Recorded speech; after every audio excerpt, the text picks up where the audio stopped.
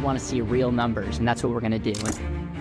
I'm going to use velocity banking to pay off my mortgage faster. We have to keep things in perspective. This is my concern. Velocity banking might have had an earlier lead, but then it lost its lead. It's an emotional decision. We reduced the interest cost from $822,000 down to $799, so we picked up about $23,000. If the math makes sense, the math makes sense. Go ahead and do it. I would personally rather have it be a little less efficient and hold on to cash because of... All right, ladies and gentlemen, the content that you guys have been requesting, part 2 on this whole velocity banking debate. It's more of like a conversation, and we have a bunch of amazing people in this video. We have Todd Langford, founder of Truth Concepts. We have Kim Butler, who's going to be running the computer and also being a part of this conversation. We have Daniel Rondberg, who is a good friend. We've had many videos in the past. And then we have Denzel Rodriguez, who I do not think needs any introduction, who also has an amazing YouTube channel, and we've done collaborations.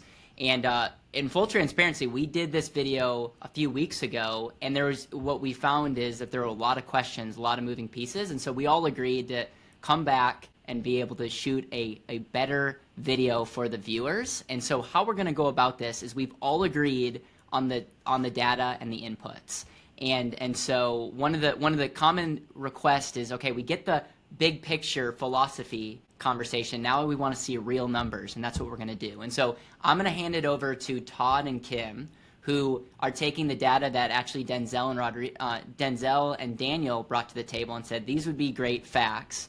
We're going to have Todd walk through that. We're going to look at the calculators, and then Daniel and Denzel will have the ability to ask questions, but we want to be as respectful as possible to keep things moving, but have time to ask questions. And I just want to thank you all. I have tons of respect for you all and excited to roll up our sleeves and look at the numbers and see how this all plays out. This is fun stuff because it allows us to really, like you say, get in there.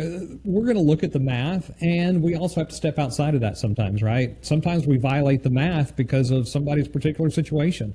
There might be a risk situation where the pure math kind of puts somebody in a riskier spot than not doing it. So there's all kinds of parts around this that we have to really acknowledge. And so we'll look at the pure facts with a calculator, and then hopefully that's where some of the discussion will come afterwards as well. So what we're looking at is originally there was a $660,000 mortgage at 6.75%, but we are now, we've paid 16 of those payments, and so we're in the 17th month of this mortgage, and the current balance is $650,514. So we've got 44 months left at the 6.75, so we can go ahead and put that information in there. So the current balance of 650,514, what's left of 344, and the rate of 6.75%. And let's put our months to illustrate at 360, and let's also let's back this up because this actually all came together on April the 1st. So we'll go back to April the 1st. Let's make the pay date on this mortgage the 3rd. Okay, so we can see here $4,281. It's actually $4,280.75 per month on this mortgage payment. Now, what I want to do first is just look at the idea that's talked about a lot around monthly interest versus daily average interest. And a HELOC works, most of them use this daily average interest rate that they use across the time frame, or the daily average balance. And so before we even get too far into this, I want to just bring that out and see what that looks like. And so I'm going to look at this, and then I'm going to compare this. Turn off that sync button if you would, Kim. And let's go to B, and let's turn on a new HELOC and turn it off up there in the upper right. All right, and so now let's turn on the current HELOC. And we're going to turn off the mortgage on this one. We're going to put the same 655.14 here on the current HELOC for the same time frame of 344 months. And I'm going to put 6.75 in here. So the difference between the way this HELOC is calculated and the mortgage is just daily versus monthly. Okay. Now let's look at our graph. Okay, so what we see here is there's actually no difference across this time frame. Sometimes, depending on the way the months fall in, can be monthly, can be a little bit more or less on one or the other just for that differential. And so the daily compounding, which is talked about as being a big deal, when the same dollars are flowing, the results are the same, whether it's daily average or monthly. And think about this. Like I say, they can be a little bit different sometimes depending on the particular scenario of when those payments get made. But what happens is anybody who's ever like bought a new house and they still have a balance on the old one, and now they've got a new loan and they're going to pay off the old one, or sometimes that happens with a car as well. When you buy a new car and you still have a balance, you ask the bank, what's the payoff on this? And they always say, well, it's this for the next 3 days or the next 4 days, or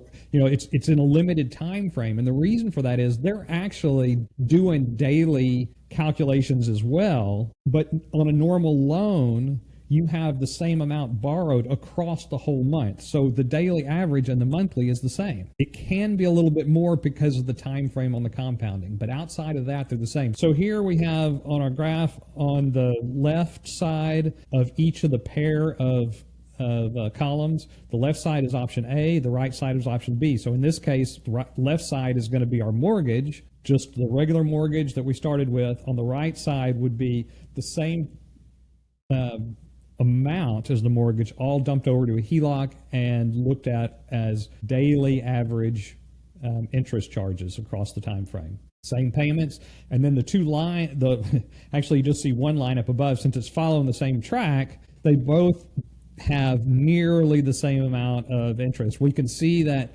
the interest amount paid on the HELOC in this case is actually slightly more than the interest paid on the regular mortgage. And the reason for that, we can't really see that differential up here, but the reason for that is simply because we're having a higher, since it's charged daily on the interest, it actually has a slightly higher interest charge, just barely, than the monthly would, because it's the compounding periods more often.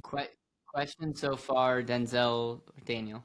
No, I'm good. I agree with everything, and the inputs look good. Thanks for walking us through that, Todd. I'm good as well. No issue. The only input I would add here in the velocity banking world, where I think a lot of people get confused, is that point that you just made. Is there a difference between simple interest and or compounding or monthly compounding amortization loan? So what you've proven is they're the exact same thing. Is it safe to say, Todd, that the difference between, say, a 30-year amortization loan or a 30-year HELOC is the means of how you contributed money to each of that's okay? Yeah, it's cash flow that makes the difference. It's not the daily compounding. And a lot of the sites that are out there and different things will talk about, the magic in the HELOC is the fact that it does daily average compounding versus a bank that does monthly. And that's really not the differential. In all reality, if it was the same 6.75 in both, the daily compounding, because more compounding periods, would actually be slightly higher, as we see here, by like $1,000 or something. So it's essentially the same whether we do monthly or daily compounding, unless we're putting money in there. Now, when we're putting additional dollars in there, that's going to change. But a bank's going to do the same thing. Like, if I had a regular bank loan that was normally being compounded on a monthly basis, but we dumped some extra money in there mid-month, they're going to allow for that. So they're going to calculate that fact that, hey, we didn't have that whole amount borrowed the whole time frame because we put some money in there mid-month, right? And they're going to make an adjustment for that. And it's the same reason, like say, if you pay that loan off early because you're getting a new car, you have a window of how long that payoff amount is good. And they're giving us some leeway when they do that, because clearly if they're compounding it daily, they would say, today it's this, but tomorrow it's going to be slightly more, and the next day it's going to be more. They just kind of put that out in the wash and say, well, we'll just give you this window of when you can pay it off. So, all right. So let's now go in here and look at this. So we're going to go back to A, if you would, Kim. And let's turn the sync back on. We'll keep these synced together. All right. And so here is our current strategy of the $650,000, compounding out all the way for 344 months. And what we want to contrast that with is what would happen if in month one, because we have a little bit of differential, our house value has grown, and we've got some space in there, and we qualify for a HELOC, and we could apply $74,000 or borrow $74,000 from the HELOC to apply against the mortgage in month one, and then in 13 months, we can do another $65,000. Okay, and the current rate on the HELOC is at 5.99. So let's look at that. So here's A. Let's go to B. Let's add a new HELOC, and what I want to do is put in that amount one, put $74,000, and then in amount two, we're going to put $65,000, and that's going to happen in month 13, so 12 months later. All right, so now let's take a look at our graph and see where we are. So here, what we're going to see is that our loan is actually running. Oh, we don't have any. We don't have rates in here on the new HELOC. So let's say the time frame on this. The time frame, Kim, is 344 on the months left, and the current rate of 5.99. Okay, and the payment date 4, and you can change those to May or to April 1st. It's not going to matter because we're not going to put fees in there. So down on the bottom, what we see is we reduced our interest cost, right?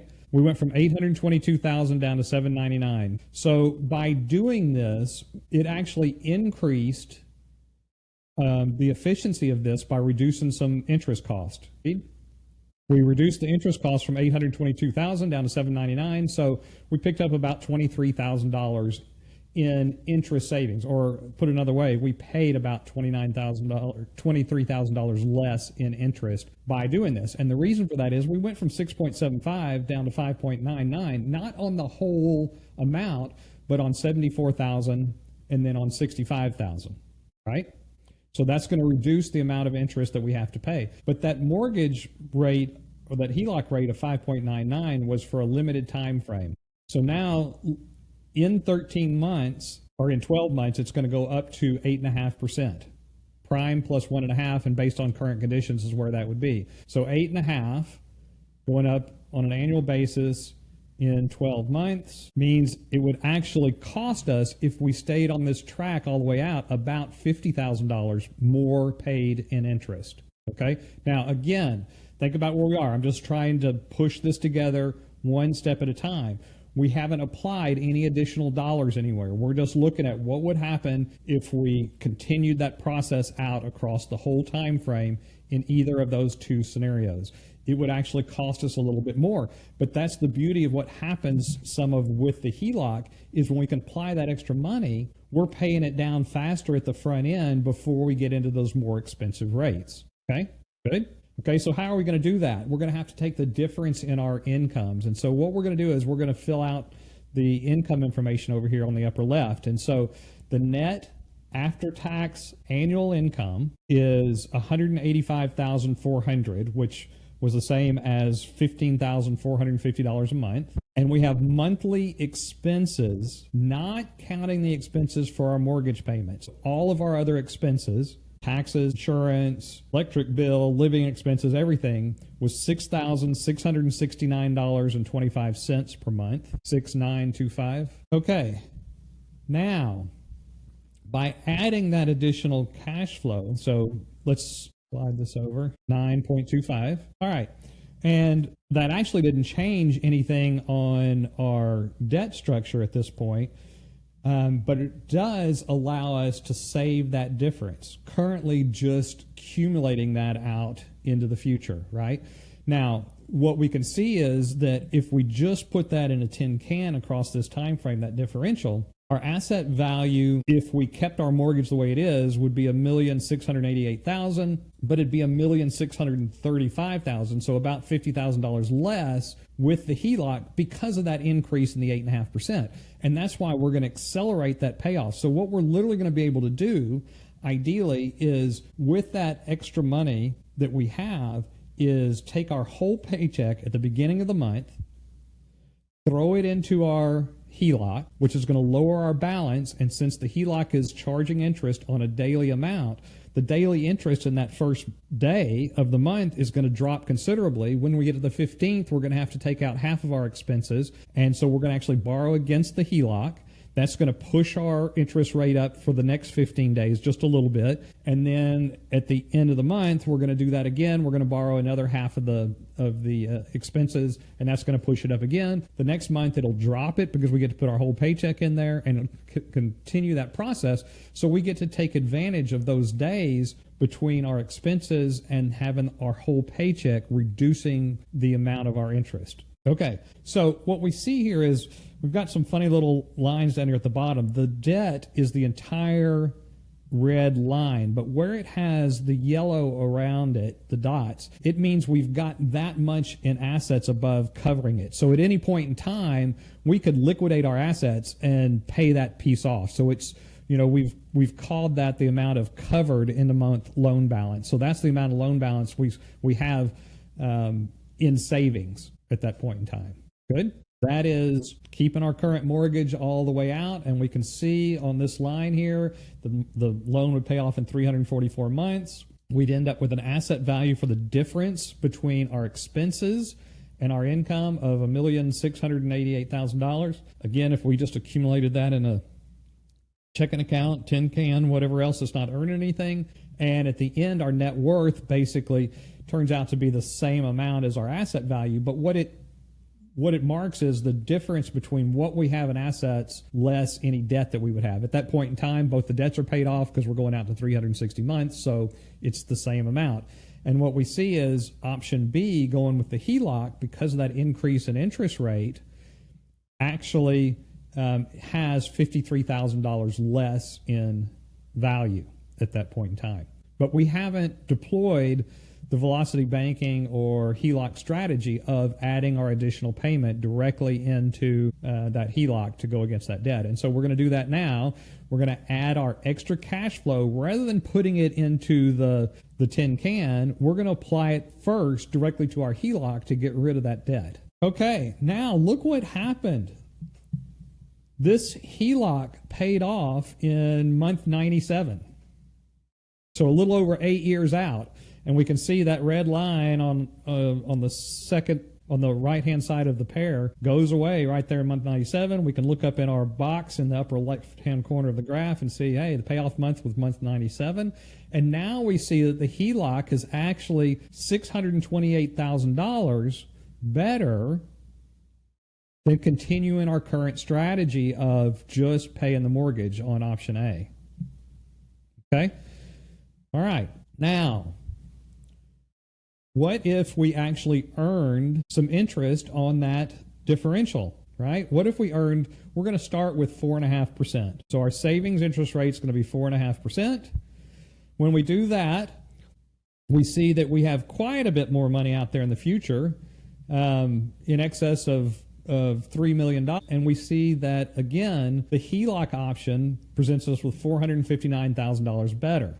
And we also see from an interest standpoint that we've gone from an interest cost of continuing the mortgage of $822,000 to using the HELOC strategy and reducing the cumulative interest to $193,000. Okay, before we take it further, any questions on where we are right now? I'm good. This is very helpful to go through these inputs and explain each step of what we're looking at. It's wonderful. Thank you. Yeah, so for me, just to clarify, and for the audience listening as well, what you just said is option B, which is velocity banking, doing it all the way through. We could approximately, estimation, pay off your home in about 8 years, a little after 8 years.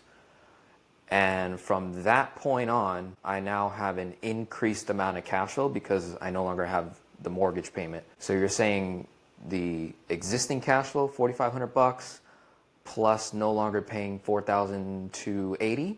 Combine that together, stick it in an account where I can earn at least 4.5%, correct? Right, 4.5% net of taxes. Right. Yeah, so that's about 22 years of growth, and you're saying that person that did that versus the person that did not pay their mortgage off and just earned 4.5% on $4,500 is behind about 459 grand. At this point, Okay. you're exactly right. Yes. Okay. Perfect. Gotcha. And we can see here, look at like, I'm going to guess here, month 270, somewhere along in there. That's about when a crossover point happens with our the amount of cash we have. So along the way, because we were putting less against the mortgage, the person who had the regular mortgage has more in their savings account, but because we've gotten rid of that debt early on the HELOC and they're putting even more in there, there is that crossover point that then grows to $459,000 better.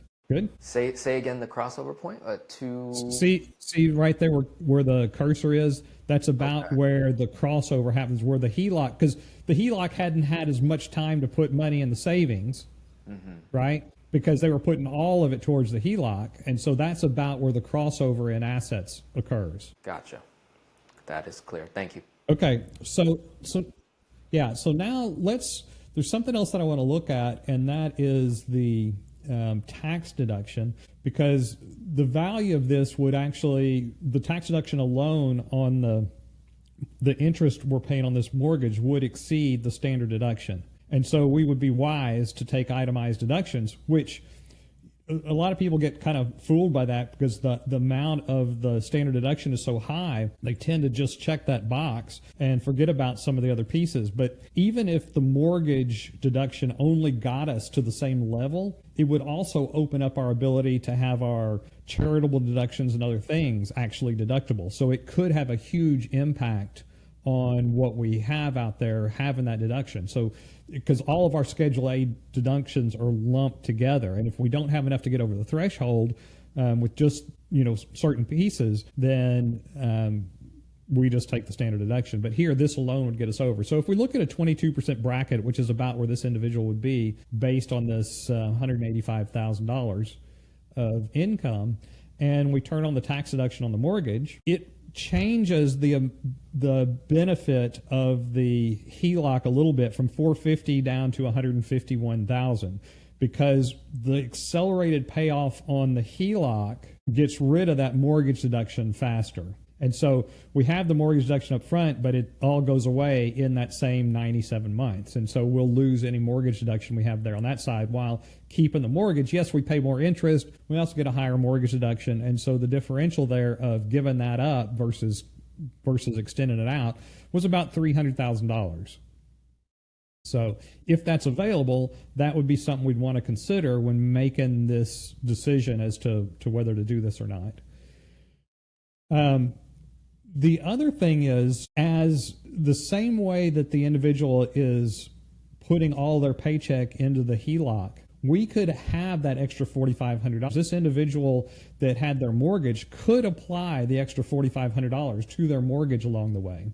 And if they were to do that, if we turn that on, then what we see is the HELOC option of the Velocity Banking is about $5,000 behind. It actually cost us a little bit in doing that. Even though it's paid off quick up here on the front, doing the same thing gets us, I would call that the same. $5,000 in $4 million over 30 years to me is pretty much a wash. Okay, And so Todd, it's pretty much the same thing. The reason for that is the interest rate is slightly lower on the 30-year mortgage. So if you wanted to just put dollar for dollar, you would be able to quote unquote pay it off a little bit quicker because of the interest rate difference. Is that? You got it. Okay. That's exactly what it is. So what happens here is if we can if we're only earning 4.5%, and our mortgage is costing us 6.75. Yes, it's deductible, so we're paying 68% of that. It's still more than 4.5%. So the option of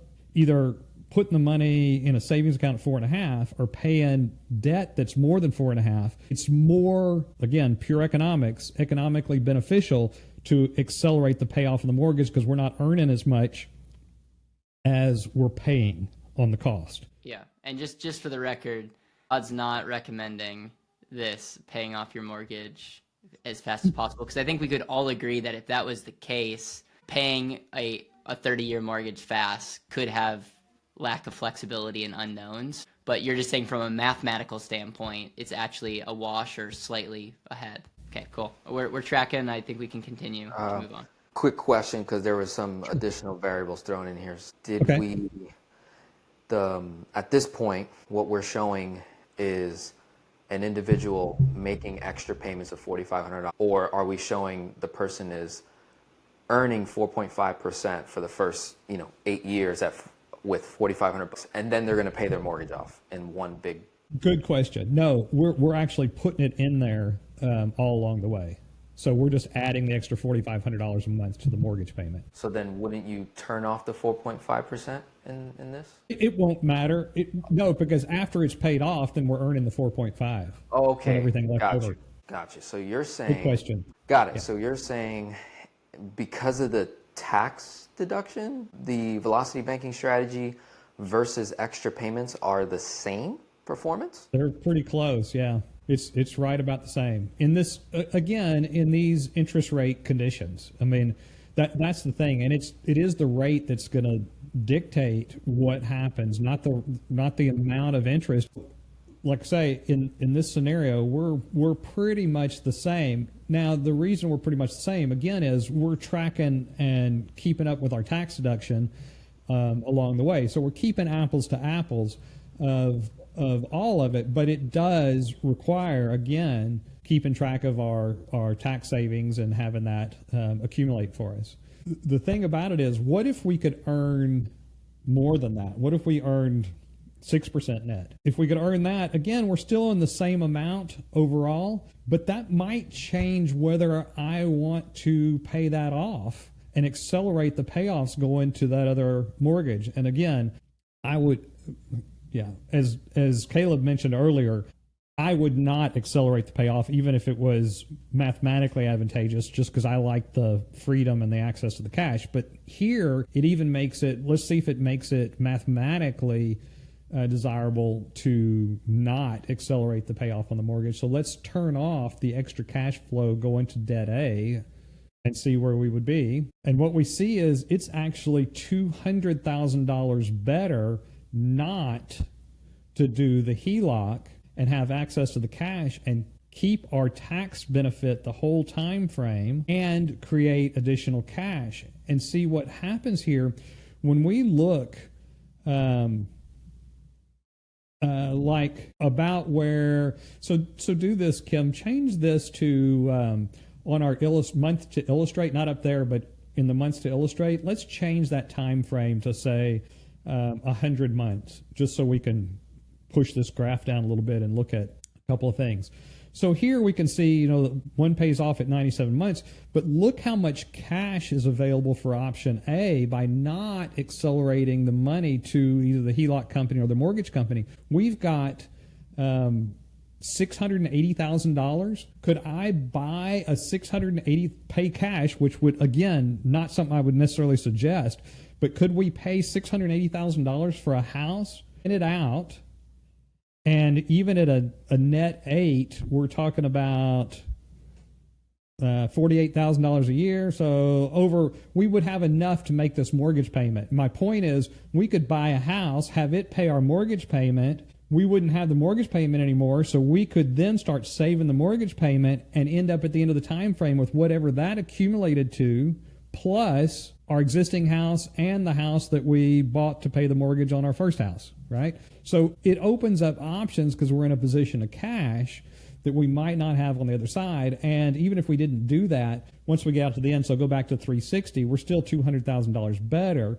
And again, it's because we're assuming that we could earn, in this case, 6% net of taxes. Now, could we? I don't know. And that may be a little aggressive. But my point is, the interest rate's really going to dictate where that is. And I think what's really one of the key pieces here to see when we look at it this way is, look at the interest paid to the bank in either condition. The HELOC strategy did reduce the cumulative interest, and unfortunately, people are making decisions on how to pay a mortgage or other things based on cumulative interest, which totally excludes the time value of money or other pieces. And while in this scenario there was $625,000 more paid in the option of keeping the mortgage the whole time frame. So the person who just stayed with their 360-month mortgage over the whole time frame paid $625,000 more in interest than the person that used the HELOC. but they end up with $200,000 more. And all of that $600,000 is it's not additional dollars that were paid. It's the same exact expense in both scenarios, and yet one of them ends up with $203,000. So my question is, do you dislike your banker so much that you would want to make sure they didn't get $600,000 so that you would miss out on $200,000? And it's not that we paid $600 to get the $200. We paid exactly the same amount in either situation. The issue is the interest, the cumulative interest paid, has nothing to do with the end results. And that's what people are basing a lot of their decisions on. Yes, it is true. This HELOC option, accelerating the payoff, paid off or paid less in cumulative interest, but we end up with less money at the end, and we paid exactly the same amount of money. Neither one of these had more money or more income to spend. They spent exactly the same amount of money. The difference is one ends up with $200,000 more. The fact that one paid more interest than the other means really nothing. And it's really tough for people to get their head around it because they've heard that so much from so many different places. And we're really just focused on the wrong thing. And I'm not saying we could get 6, maybe it's 5, whatever it is. But the more the interest is, the more it makes more sense to keep the mortgage, keep our deductions as long as possible, because if we can earn more than the 6.75 net, then we're better off keeping the debt. And that's kind of the guidelines of where that happens. And it's really just about whatever the rate is between the options that we have. And just a general rule of thumb, again, this is just the pure math. And this is what the pure math says around interest rates. And this is what we have to remember. This is the base principle. And that is, if the cost of debt, or the rate of our interest cost on debt, if it's higher than what the rate is on our earnings, we should pay cash. If the rate on our earnings is higher than the net cost of our loan rate, then we should borrow money. And that's the bottom line from a pure efficiency standpoint. Now, there may be risk and other pieces that influence one of those further than the other, but that is the pure math. Yeah. So, again, I don't think there's any hard and fast, like it's always this or always that. I think that's, the world's dynamic. If we look at what happened, 2 years ago and we had 3.5% debt, holy cow, moving that to a 5.99, even if it stayed there the whole time, would not make sense at all from a mathematical standpoint. So depending on where the financial environment, what's available to us, is going to influence how this works. But the magic of the daily interest and all that, none of that's really has anything to do with it. It's all about what rates we're paying and what rates we're earning, and that differential that's going to determine which is most efficient. Questions? Yes. Could we potentially go back to the extra payment strategy? Because one part of our conversation, especially if we, for the viewers that watched part 1, the title was, velocity banking is the fastest way to pay off debt. And if we were to compare that to the traditional way that most people pay off their home by just plowing money into it with no liquidity, and they're just making extra payments.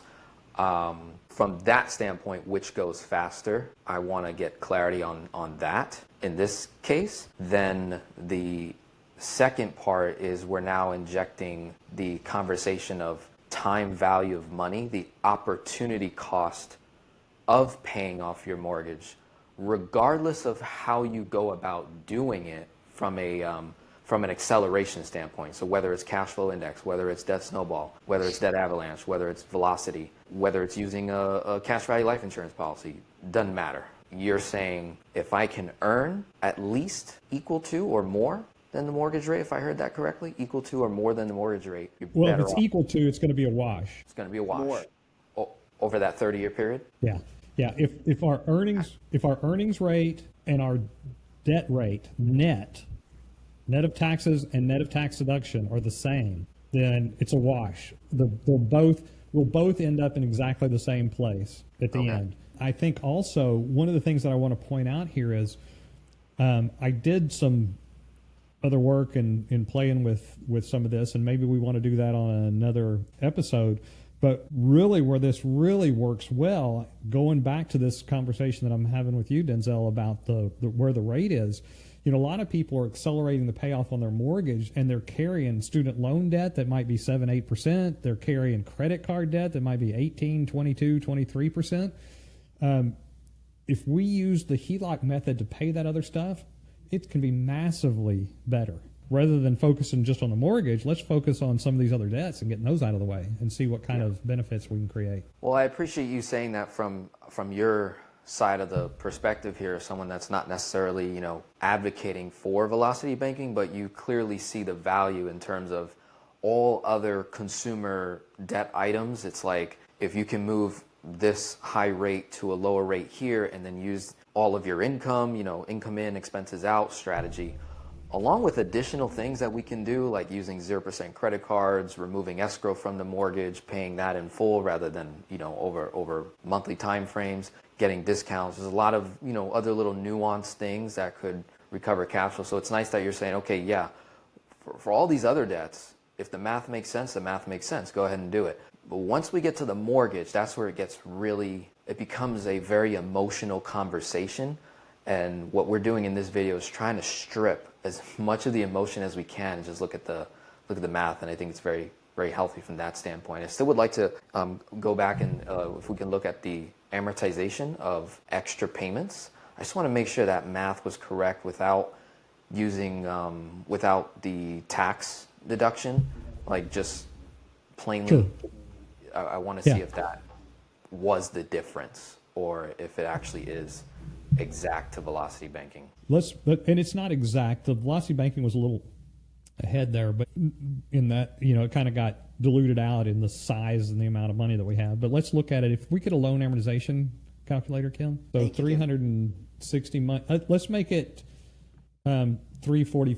Actually, what we're looking at, it doesn't matter. Let's go ahead and go 344 months, and our loan balance at that point in time is 650,514. Loan rate of 6.75. Remaining months 344, and there's our payment of $4,280.75.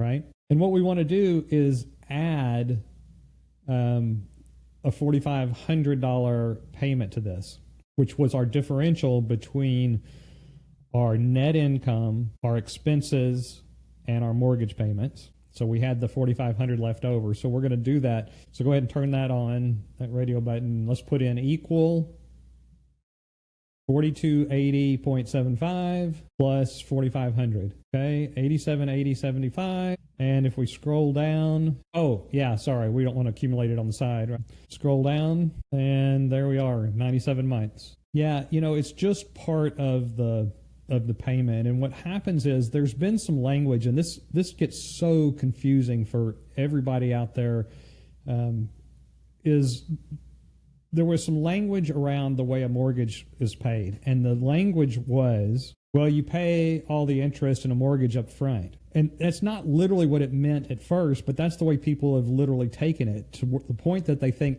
that loans are literally constructed in such a way that you pay interest first, and once the interest is all paid for the whole time frame of the loan, you get to a place where you start paying principal. The reason you pay more interest up front is simply a mathematical fact of you've got more money borrowed, and you're only paying interest on whatever you're borrowing. So you're renting money is all you're doing when you have a loan, just like renting a car or anything else. And so the value of that money, whatever it is, you're paying a percentage of that as interest to rent it for the month. And so as the principal, which is a small piece in the first month, gets applied, we reduce the principal, and therefore there's less interest paid, and all of a sudden the principal now payment is larger than the interest payment, and on down to the end. And so it's not a construction of the loan. You can pick a loan up at any point in time, amortize it for the remaining time frame, and the ratio between interest and principal is going to be exactly the same as it would have been from the beginning of the loan. This is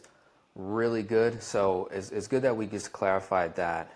What I want to say for those that are listening that do practice acceleration with a home equity line of credit, one of the key things that I advocate a lot for is, you know, the rate does matter. It's pretty interesting though that at 8.5% on a home equity line of credit, it ended up doing the same exact performance, where in my mind it would have done slightly worse. And this is where I want to educate folks that if your home equity line of credit has now exceeded your mortgage interest rate, what I think happens, and we use this, I think, in our first video together, where we talked about like diminishing returns. So I'm a huge advocate for turn on velocity banking because it was simply at a lower rate early on, get your win, and then just make extra payments the rest of the way out if you cannot get a lower interest rate to the 6.75. At some point,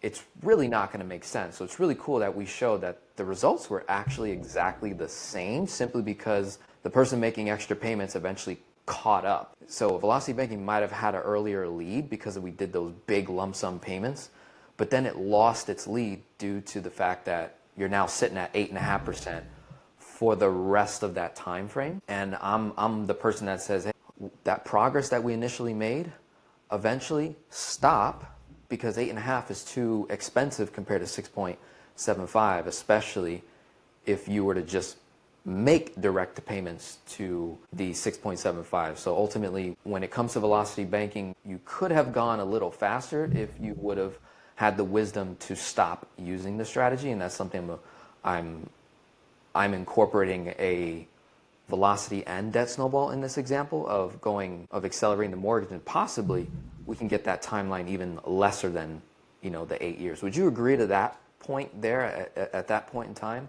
Well, I think we have to keep things in perspective. This is my concern, and I know where people are. And like you said earlier, it's an emotional decision. The problem with the house is what they see is, holy cow, this is a huge amount of debt. And they're not looking at the rate. And literally people are so focused on that side that they're piling money up on their credit cards so they can double up on their home payment. And it's totally backwards, but it's because the focus is, I got to get rid of that $600,000 worth of debt. And so I'm adding, even though it's at 6.75, I'm adding debt in other places in order to allow me to do that. And that's where we start to get into trouble, where we're starting to ignore the $20,000 of debt because it's at 18%, because it's only $20,000 versus the $300 or $600 or whatever it is on the mortgage side.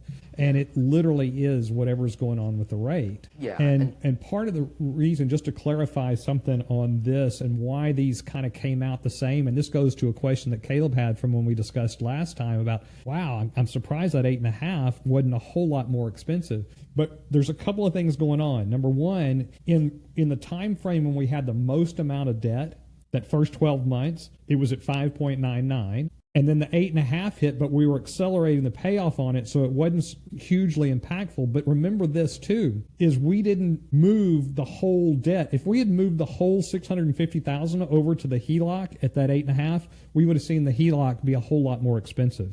The issue is it got diluted down by the fact that still $500,000 worth of debt was at 6.75, and that's why they're pretty close to the same. Right. This is really good. I think really helpful for those that are doing the strategy. They are getting some results. And just to isolate in this example here, let's just say this person has no other debt and they're just rocking with their mortgage. Would we potentially segment some scenarios where it does make sense to accelerate the mortgage depending on age or, certain amount of years from retirement? Is there any scenarios where you might kind of break your standard thinking of keeping the mortgage the full 30 years? Because to realize, I would say, the time value money equation, I have to be willing to wait the 30-year period, right? Or that point where you start to exceed mine, is there, or are we like, no, it's always the standpoint of keep the mortgage, especially if I can earn more than the rate that I'm paying on the mortgage. Sure, and I understand, and I don't like the word always in our business. In fact, in the financial industry, I really think, when somebody comes up to you at a cocktail party or something and says, you hear this all the time, oh, you're in the financial services business, so what should I invest in? It's like, if you answer that question, you are not doing a service for that individual, right? Because the only answer that you can really give is, it depends. And I know that sounds like you're skating the question, but the reality is it all depends on what your current situation is. And so there's really no always in this industry. There's some pretty good principles that you can work off of, but you still have to look at the big picture and say, what is the financial environment right now? What is going on in your life? What is it you're trying to accomplish? And it's all of those kind of things. But for me, I would even give up a little bit in the future not to have my money locked up in a house. I would rather have it outside where I am free to do what I want to do with it. And I realize, at least in the first 10 years, like on the HELOC, on the first 10 years, you do have the ability to put and take from that HELOC. After that, not so much. And I don't ever want to, I would give up some money in order not to have to answer to somebody else, depending on what happens in my life. I know that tomorrow everything could come crashing down and they say, you know what, we're not loaning money to anybody anymore. I don't care what the value of your house is. Now what do you do? And so I would rather, I like having access to cash that I decide when I get it. And so that weighs a big picture for me in my life. That's not for everybody. Todd, I got a question for you. In Yep. doing the deep dive with velocity banking and HELOC, is there a scenario that you're like, this, after looking into this, like makes sense? Like, for example, if someone wanted to aggressively pay off their home and that's what they're going to do and you couldn't change their mind, I would say aggressively paying it off via the HELOC gives you more options than doing it just with the 15-year mortgage kind of deal. But is there other scenarios that you're like, okay, I can see where this strategy is good for or beneficial for this type of person? Or do you still stand by the I wouldn't touch it strategy kind of deal? No, and part of what I alluded to, and it's something that we can look at later, if you've got other debt, that might be a great place to use that HELOC strategy, because then you could still claw it back. See, that's the problem. I go in and pay off my student loan debt, but, something happens tomorrow and, I wish I had that cash back. Okay, well, if you do it through the HELOC, at least for the 10 years, you would have the ability to access those dollars, and maybe you could extend it and have it even longer than that. But the point is, it would be a way to pay off that expensive debt, especially credit cards, without being in a position of, okay, now I'm cash strapped and an emergency came along and I have to go back to my credit cards or whatever it is, right? This could help be a buffer between that until you can get some financial freedom and some cash actually in your pocket. Another way to say that is because the HELOC, technically, even let's just say it's a 8% loan, which you would only have to pay interest only, and so which would allow you to actually take more money and pay off high interest rate debt, versus at a 30-year mortgage, even if it was at a lower rate, you're still paying some of that principal. And so what you're saying is, if someone has other debt, like credit card debt or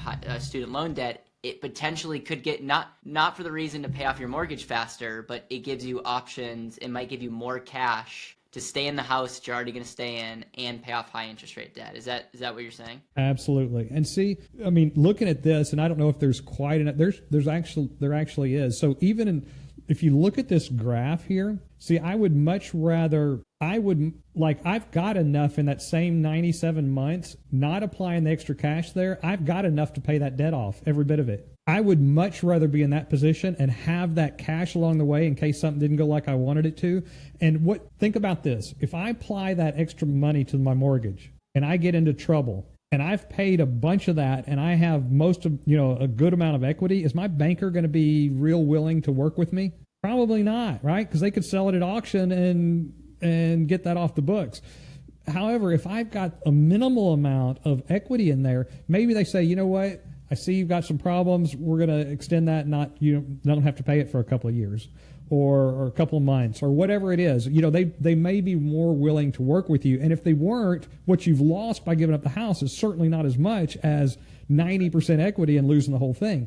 And here at the 97th month, I have enough in cash that I could go ahead and pay it off. And then it would be free and clear and be mine. I wouldn't have to answer to the bank. And so now I could sell it myself if I wanted to and I needed the cash. So it gives me options that aren't available when I'm socking money against it and not paying it off yet. So Todd, what if you're an entrepreneur and you're always looking for opportunity? We'll pretend that risk doesn't exist. I think that's part of the issue, is we don't factor in risk. Right. Let's say you're an entrepreneur that is always looking for opportunities. And Daniel's in this position. He doesn't have a ton of debt, right? But he chose to do a HELOC on his house, and he's aggressively paying it off. and all. But the idea is, and it's like an emergency fund for him, and he could deploy that capital to reinvest in other things. What are your thoughts on entrepreneurs using the HELOC strategy versus a 30-year? Like, I'm doing the 30-year, saving the difference. So I'm like, 30-year, not putting $1 more than I need to, putting in money in other side accounts, building up my emergency over here. I kind of like the fact that I feel more in control, less levers. But you could make the argument that my interest, if I actually did the HELOC strategy, short term, I would be better off because my mortgage right now is 5.75%.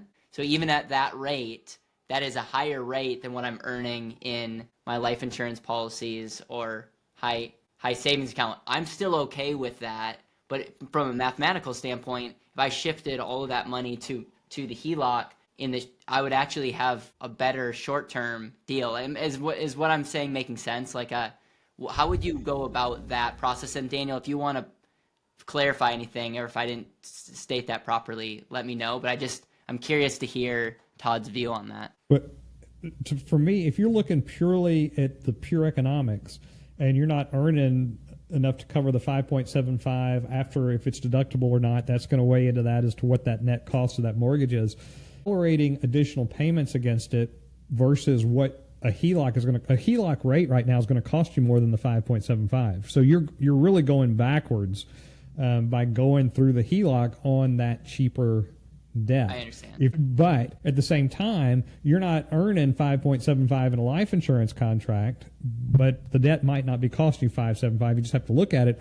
But the other thing that you have to look at with a life insurance contract as an example, and that's what we're always looking for, is trying to find assets that do more than one job. And see, when you have a life insurance policy, you've got cash that's growing that you don't have to pay taxes on an annual basis. You've got a death benefit to protect your family, and you've got some disability waiver of premium in there in case you become permanently disabled, and they'll continue those payments. Well, if you added the cost of that other stuff in there, the return on that life insurance policy is probably as much or more than what the cost is on that mortgage. So it's kind of a wash because, you're not having to go buy term insurance, which you hope you'll never collect on, right? Ideally, term insurance is a pure cost that you pay for and it goes away and it was just a cost, versus having whole life insurance that gives you that short-term death benefit in case the unlikely event of a premature death. Yeah. But is there at the end. Yeah, and then the last thing I'll say, and Daniel, then I'll let you pipe in. Even if as an entrepreneur, if your HELOC was, like, let's say 8%,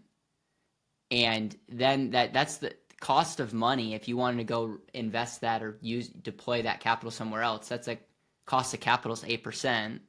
Whereas for me, let's just to make things simple, if my money was just sitting in a high yield savings account, the cost of my capital is whatever I could be earned, like the opportunity cost. And so just talking out loud on just trying to look at different scenarios, because I know that it's not a one size fits all across the board. And I think Denzel, to your credit, you work with a lot of people that have debt in other places, and you're using this as a consolidation, but a more flexible consolidation. You're helping them consolidate debt, but doing it utilizing their home as a creative way to do that. And so I know I opened up a few pieces. I want to wrap this up somewhat soon, but Daniel, I'll let you take a first. If you have any questions, you've been kind of quiet. And then Denzel, I'll let you go if you have any other follow-up questions. I'm just glad my wife's gonna be able to see something where I didn't talk for like almost an hour. So that's I'm glad I have proof. But no, I just want to say a couple of things, and I hope we can't wrap up quite yet because I feel like I didn't even start yet. So I got a couple of things I want to add. But first of all, the fact that I'm on the other side of the debate or conversation table from Todd Langford and Kim Butler is just, I would never have believed that I would have been doing something like that. I have so much respect for these two and Truth Concepts and everything they've done for our business and our industry. And I really appreciate the fact that and I hope other people do too, it's not easy to put something like this together. Like Denzel and I were talking before this, to be able to see all this data in real time and make the adjustments. I don't know of really any other tool or video where you can see that. So to me, I really appreciate that, and I like that a lot. I think for me what it comes down to is, and I just made a couple of notes, and I do have a couple of questions. To me, the whole reason I'm even here, I'm not a velocity banking specialist. I help people with retirement. And so I kind of have the benefit, to me, it's a tremendous benefit of seeing people in their 60s, 70s, 80s who have now lived with the consequences of the choices they've made over 30 years. And so to be able to see that, I have moved into the camp of, yes, I'm going to use velocity banking to pay off my mortgage faster. Now, Caleb and I are in unique situations, but similar situations in terms of mortgage size, maybe, I don't know about in terms of income, but in terms of savings, and we're both on like opposite ends of the spectrum, and we're in the same business. So to me, that's kind of why I'm here and what's interesting. I want to learn, first of all, but I also just think it's interesting that we, even though we can still see the math, I'm not convinced that I'd be running out and refinancing my HELOC to a 30-year fix. I still think I'm on a great path. Because I do have a couple other questions I want to follow up on. But the key for this to me is like what Todd said. There is no win or lose. Like, there's nobody that's going to win or lose a debate. And that's not what any of us care about, right? It's about how do we help create great information for the people watching the video so they can take it and apply it to their own situation. That to me is how we would define a win if people got something out of this. For me, I still have a lot of conviction that I like my first lien HELOC compared to 30-year fixed, especially, and again, to Todd's point, it's not all about the interest you pay. It's about the end result, right? But to me, I'm a big believer that I don't think time value of money is as important to people as the value of their time. I heard Caleb speak one time about Warren Buffett and how wealthy he is, but because of his age, a lot of people wouldn't trade places with him because he may be worth a lot in the end, but to most people, they're saying their life and their time that they're able to use their money is more important along the way. So I think what I'm advocating for, and I don't want to abandon the idea that the first lien HELOC is less efficient than the 30-year fixed mortgage, or it's only efficient if you have other debts. I think that, and that one of my questions was like, what if we change, and I know we're looking at one example that we created, so I want to be fair to that. I don't want to just start switching stuff around. But I will say if we made the interest rates the same, I'd be curious to see that. And the other question, and I don't know if that was phrased as a question, but basically, can we do a scenario where we see the 6.75% interest rate on the 30-year fix compared to a 6.75% HELOC rate the whole time? I'd like to see that out of curiosity, just for fun, because I think that'd be cool to look at. And then I do want to come back to that point we were discussing before about, just apples to apples, the 30-year fix versus the HELOC. Is the 30-year fix more efficient for paying off the debt if you make the extra payments? That's something that I just want to get clarity on too. But my main point was, I think it just depends. That's what I think it comes down to, is everybody's situation is unique. And if you look at this graph that we're looking at right now, and I just want to make sure I have this right, but the red line on the right, or scenario B, is scenario B on the right, that is the HELOC, right? In those red lines down there? Yeah, that go away there in month 97. Month 97. Okay. Month 97 is year what for this gentleman? Is that year 9? A little over 8 years and 1 month. 8 year and 1 month. Okay, so and in our example, the guy's 40, right, with a 1-year-old son. So. Yeah. So like, to me, that's what I like to look at is like, okay, so the guy's 40, he's paying off his mortgage in 9 years. His now 1-year-old son is now 11. Maybe that gives him some peace of mind, some comfort to maybe enjoy some more time, take some days off work, go to some volunteer things at his son's school.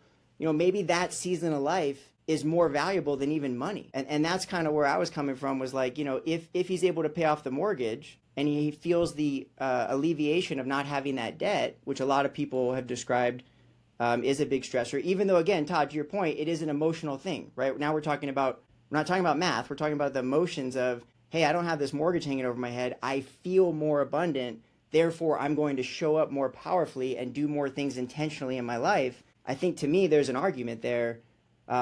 Because some people do feel that way, and I think that's just important to touch on. Yeah, I think understanding a little bit, stepping back and understanding the big picture. See, like if we look there at that month 97 as an example, you have no debt and you have no money, versus having debt and having money that will cover it. You're not in debt at that point in time with the other option. If you understand, we look at month 97, option B with the HELOC, the debt's paid off, right? We have zero debt and we have zero money. Whereas on keeping the mortgage strategy, if we're equivalent with our cash flows, and we keep the mortgage, I have debt, but I have more than enough assets to pay it off. And so at that point in time, I'm not in debt because my assets are slightly more than my debt. And so I should feel the same freedom right there, because at any point in time, if it became beneficial, I could say, you know what, I'm going to pay the mortgage off. So am I really in debt? Why am I stressed at that point in time if I've got cash equivalent to what the debt is versus having no cash and having no debt? I mean, it's kind of the same place, except I personally feel like I'm in a more opportunistic and more risk-averse place having the debt and having the cash, because now it's a choice of where that goes for me versus being stuck with nothing. See, and I agree 100%. And that's what's interesting to me about this debate. And this is, where Caleb and I had a great conversation before we all came together. And this is where we're on different ends of the spectrum, right? Because if you have a HELOC, and again, we're using a scenario where you paid off a mortgage, so maybe you don't have access to that HELOC anymore. But if you had access to that HELOC, neither person has debt, right? But then again, if you use that example, yes, you have money in a savings account, but yes, you'd have money in a HELOC, which is theoretically like your savings account. So it's like, I agree with you that mathematically there's no difference, and it shouldn't feel that way. But for some reason it does. And that's where it gets into a point where it's like some people just feel better. Like I'm in that camp. I feel better, knowing that I don't have the debt versus having savings in a savings account. And that's perfectly said. It's like I would feel less secure having my money in a HELOC at a bank than at a savings account in a bank. That's just, and I think we could maybe go through the checks and it costs you more money to access your money, and potentially the bank could more easily change the rule, whereas they're not just deleting bank accounts at popular banks. So that would be like the only thought process, but you're not wrong. Daniel's not wrong. Like a HELOC, the whole concept of a HELOC is you still have access to that money. Now we could just debate on what's more secure. And there is some debate there, right? But there is precedent for both. I mean, if you read your checking account and savings account agreement at the bank, they can custodialize those assets. It's not like, that they're that can happen, and that has happened before. So I think that's what I'm saying. I'm not keeping money in a savings account because I'm worried about that happening. I'm not. I'm just saying, if we're going to make the argument that they could shut off your HELOC, I think we also need to make the argument that yes, they could take away your savings account. It happened in other countries before. So. Well, I think too on the HELOC, if you look at the documentation, most of the HELOCs, and I don't know if this one's different, most of them are you have access to put and take for 10 years, but then you have to do a 20-year amortization after that. So it's not an open-ended. I mean, my checking account's open-ended. That's really not open-ended on the HELOC. There are rules around how long we have access to those dollars without re-upping the contract. Right. Yeah, and I would just say we did address the fact that under all the variables presented, that velocity banking starting at 5.99, then going to 8.5, produces the same exact result as if a person was making $4,500 extra payments. And so to almost like kind of defend Velocity Bank, because obviously I'm on the side of Velocity here, I would only inject that you as the customer, you don't have to stay at 8.5% with that home equity line of credit. Obviously, if I can get a better rate somewhere else, if I can use 0% credit cards along the way, then you're going to get those variations, and that's where you have a whole lot of options and flexibilities and different things that you could do that the person that's making extra payment would not. And I also want to just simply add, the person that is also doing velocity banking on their mortgage right now, a lot of them are removing escrow payments, and there's a lot to be said there in terms of what does that person pay on their property taxes and insurance. If I'm paying it in full, you usually get an incentive to pay your property taxes and insurance in full. I know I do with my property taxes when I pay it in November as opposed to paying it in January or February. There's some savings there, and there's a whole lot that could be said with, okay, you've got $10,000-$15,000 or so that's just parked in your home equity line of credit. So for 364 days or however many days out of the year, that money's just paying down your HELOC or helping with your interest costs. There's a lot of little nuanced things there. And back to Daniel's point, my goal was to try to like keep as much emotion out of it as possible, and it's almost impossible to do that when you actually get into the real world, because for someone like myself, and I'm pretty sure everyone would agree here, like in terms of the types of clients we serve, like for me, I'm serving low middle income America day in and day out. And it's like, no matter what I show them when it comes to calculations like this, even to make the case for, hey, you shouldn't pay off your mortgage right now, it's so hard, like nearly impossible for them to get over that reality that you may end up with more money if you don't pay off this mortgage. So I think there's a whole lot to be said there, where I'm dealing with single dads, single moms, divorced moms, widows, where it's like, hey, if we're able to get rid of 40% of your living expense in the next 3 to 5 years, and now you're only 49 years old, or you're only 53, 55 years old, and you started on this personal financial journey, there's a whole lot to be said there, that maybe the opportunity cost is for them to pay off their mortgage, because then they'll explode or have the paradigm shift for them to listen to a Caleb or a Todd at that point in time, or a very brand new entrepreneur. I mean, there's so many people I work with, different cultures, even different backgrounds, where faith backgrounds, cultural backgrounds, where you're just not going to convince these people that they should hold on to their mortgage. When I talk to the Indian culture, Hindu culture, African American, you're dealing with some Spanish cultures, it's like they refuse to hold on to their mortgage, and they're trying to pay it off as quickly as possible. It's like a cultural thing, or even a faith thing, where it's like God told them to pay off their debt. And it kind of just, obviously takes out the economics in this. And so I think what we've done here is laid out some beautiful, groundwork. And I just wanted to, dump all that information. I get so excited being able to have this conversation with you, Todd. And hopefully it clears up those that may be doing a strategy and can sit there and say, you know what, taking all the emotion out, mathematically, what I'm doing is inefficient as of right now, as of this moment right now. And then inject the emotion back in, and you can say, all right, I'm gonna make a tweak to Denzel's side, or I'm gonna make a tweak to Todd's side, and move on from there. But back to you, Kim, I think we did address the initial part of the extra payment. So I think we're clear there in that sense. And the only way velocity banking can even produce any kind of better result is if your rate is lower, right? And then you have to have the wisdom to know when to stop, right? Because you're going to have diminishing Can we returns. put the rates at equal? Can we make the rate, just going back to that example, Denzel, that's the only thing I did want to see if that's okay, is are we able to make the rates equal to see what happens? Yeah, which is kind of where we started. That was what I was looking at to show the difference between the daily and the monthly. But go ahead and put 6.75 there, Kim, and zero out the 8.5 so it doesn't go up. And then the question does become, what are your chunk amounts at that point throughout the... Well, yeah. So what do you want to do there? Do you want to do the whole 650? So no. So the 74 and the 60, that stood the same at 5.99, correct? Or are we changing it to say... No, now it's at 675. It's all Okay, it's all 675. Okay, this will be really interesting. So I'm going to take a guess here and, say that the results are going to be pretty much the same.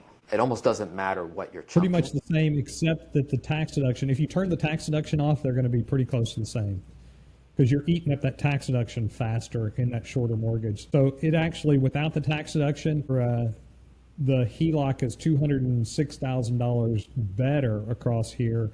It catches up at the end. And the reason for that is we've got a 6.75% cost, and we're only earning 6%. If we're earning 6.75, should be almost the same. Yep. Yeah, this is beautiful. Again, this is saying option A, the person didn't pay off their mortgage, kept it the same. And then option B is velocity banking and then earning later. So the results are pretty much the same there.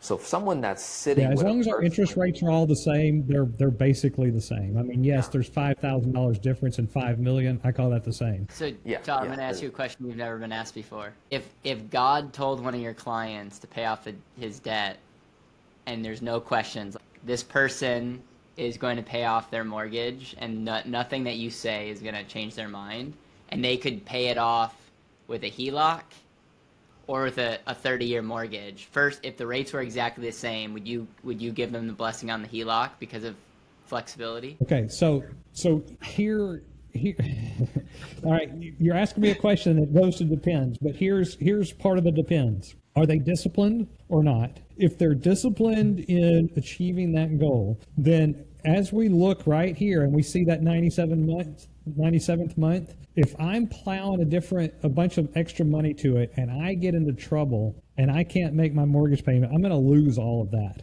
I mean, I'm going to lose the whole thing. The house, the equity, everything's going to be gone. On the other hand, since there's not a difference here, I could keep that money separate, hang on to my 30-year mortgage, and still pay it off in the 97th month with that cash. I would feel much more comfortable doing that. I'm outside of it because as long as I've got the mortgage, the bank has say-so in it. Right? Yeah, and the fact that I'm pouring money towards it doesn't give me any more say-so in that until it's actually paid off. So I would rather wait till I could actually pay it off, and then the bank doesn't have any say in it. Send the check. Right. And if that person was against that, though, I hear you. Yeah. It's paid off at the same time. Right. Yeah, I actually had a assuming- conversation.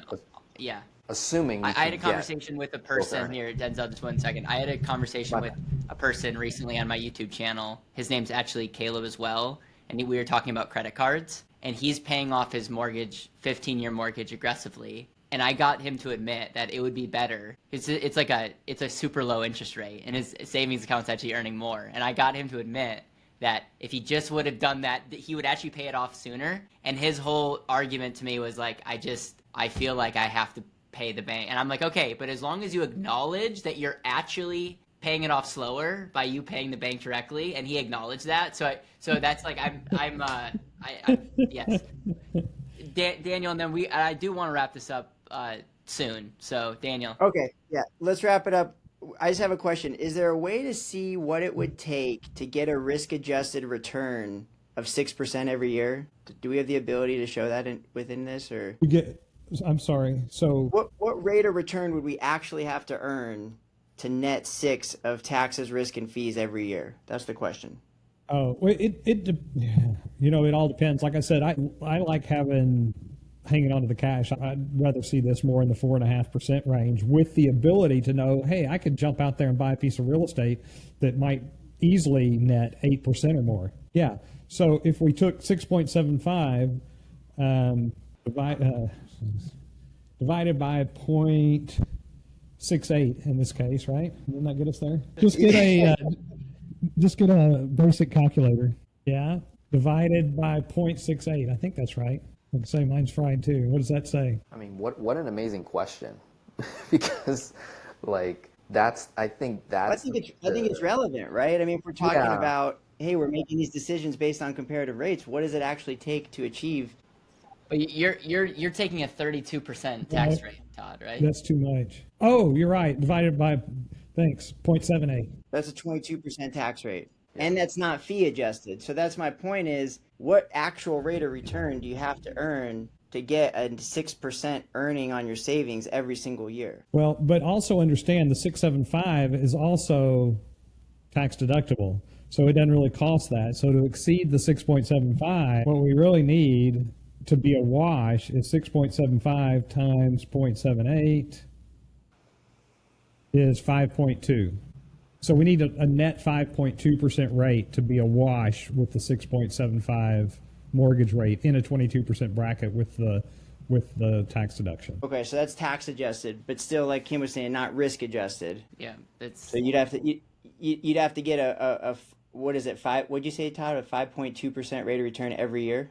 Okay. And if we're using a savings account example, it's just, I mean, I don't know if we could agree that that's unrealistic, but I feel that's unrealistic. Sure, and I don't know that it matters a lot. The thing about it is, and the reason I say that is, we accelerate the payoff, and then we can earn 5 point whatever it is. So my point is, in either scenario, it's going to be close to the same. So if we take this down, go back down to the 4.5%, which is a super safe rate of return. We're looking at 4.61. Now turn on our tax deduction for our mortgage. Yeah. So the HELOC would be $461,000 better, assuming we didn't apply extra money to it on the other side. from from option A.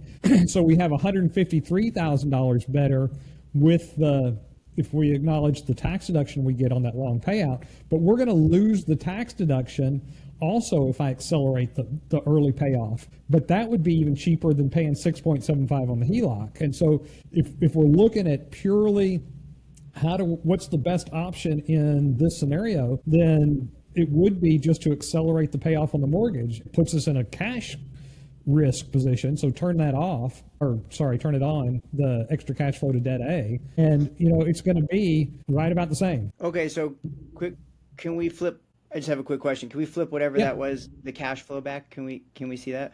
Thank you, Kim, for clarifying. And thanks for working this calculator. I think I'm having so much fun. This is, I love this stuff. So, okay. So we're looking at, what happened to the current HELOC? There was inputs there. Is that still there? It's on B. Oh, it's on B. Nice. Okay, so I have a technical question on the calculator. Do you see where it says mortgage and it says tax deduction, and Kim was able to click that box and it turned green? Yes. Clicking that box, does that make the tax deduction for the HELOC as well, or do you have to click that box? No, you can turn it on. If we're getting it on the HELOC, which we could get it on part of it potentially, we can turn it on the HELOC as well. Okay. Did that change anything? Great. Yeah, a little bit. A little bit. Okay, so just a little. So because see, you're paying it off so fast, you're eating up the tax deduction either way. Right. Yeah, and that was my question last time, which Denzel and I covered, which was we were talking about servicing debt versus accelerating debt, and that's where I was talking about servicing debt. But for accelerating debt here, you lose the tax deduction much earlier with the HELOC than you do the 30-year fixed. And so, but I just want to highlight, if we accelerated the payoff on the mortgage too, we would pay it off quick. We would get rid of the tax deduction also. But what we're looking at here is not accelerating the mortgage, right? We're just keeping the mortgage. Okay. Yes. So if we're keeping the mortgage, accelerating the HELOC, the rates are the same, but we're earning 4.5% on savings instead of 6%. Are we saying that you end up with $158,000 more doing the HELOC strategy? Yes, but you again put all that cash in there. And so if in this scenario, if we were looking at the pure economics, why wouldn't we accelerate, just not go through the HELOC option to push it up to 6.75? And if we did that and just applied the extra money there, then we're basically in the same place. Okay. Cool. And I like that. I think that that's really important to show because, I think I was looking at, hey, what's more efficient, a HELOC versus keeping the mortgage? Can we go back to that one real quick? Yeah, just turn that off, Kim. Thank you, Kim. Sorry, that's my last switch. A lot of real questions are adding up here, Daniel. Well, all I'm saying is I think this was our original conversation, right? It comes back to what Todd said in the very beginning. The rate matters, right? Yeah. So the rate that you earn matters on the savings, and the rate that you're being charged on the debt matters. And so for argument's sake, if you could go get 6% every single year, then yes, I think we've proven that calculator shows clearly, you're better off keeping the mortgage. But my question is just how realistic is it to get 6% on your savings every year? Is it a more realistic environment to say you can get 4.5% on your savings every year? And if that's the case, then you end up with more money. To Todd's point, then why not just accelerate the mortgage? So again, that's where there's no winning or losing. You could flip it either way. Yeah. But then it becomes what is actually reasonable and what is someone actually going to follow through on. Correct. Yeah, and we're not factoring in risk because it's like you're accelerating the mortgage, but if you're factoring in risk and unknown, I would personally rather have it be a little less efficient and hold on to cash because of gray swan events, Todd, or black. So it's like that's why planning, understanding yourself, understanding outcomes are important. I will just say thank you, everybody. Kim, you added so much to this video. I'm so glad that we let you speak, and you were like the mother hen of the let's move things along. So thank you, Kim. You, Todd, you're amazing. Appreciate you walking. Thanks for having me. Thoughtful. Denzel, I feel like you had many epiphanies and key takeaways, and I love that. And even for me, like I'm starting to see these. I'm starting to see like straight up for how you're working with a lot of people. The strategy using this strategy is like awesome. And so I think it's like it's good from a standpoint of of that. And then Danny, appreciate all your quick questions, and it was wonderful seeing you being quiet for an hour. We have proof that that's possible. That has not happened for me yet so far, so the jury's still out about that. But I think, yeah, in summary, rate matters a lot, and I think, Todd, you did a phenomenal job fleshing that out. I will have all your guys' info down below. I would encourage you, if this brought value, number one, if you watch till the end, let us know. You are a nerd, and we appreciate you. So thank you.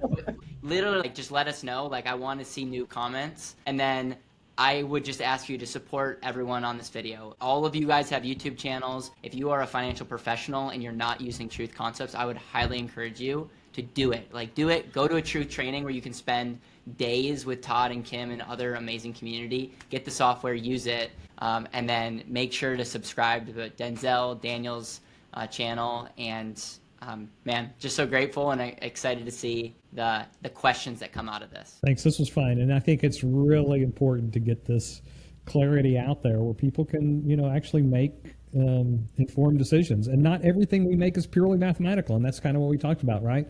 Most decisions that we make are emotional. We use the math to kind of back up an emotional decision that we want to make. So depending on how far out of line that is with our emotions, it's going to kind of dictate what we do, right? And that's where I gave Denzel his flowers, because he's working with people that, based on where they're at, that he can't necessarily just, they're not going to watch this video. They're not the type of people to thrive off of a video like this. And so you have to take someone's input and then and then do your best thing based on what they want. And so, yeah.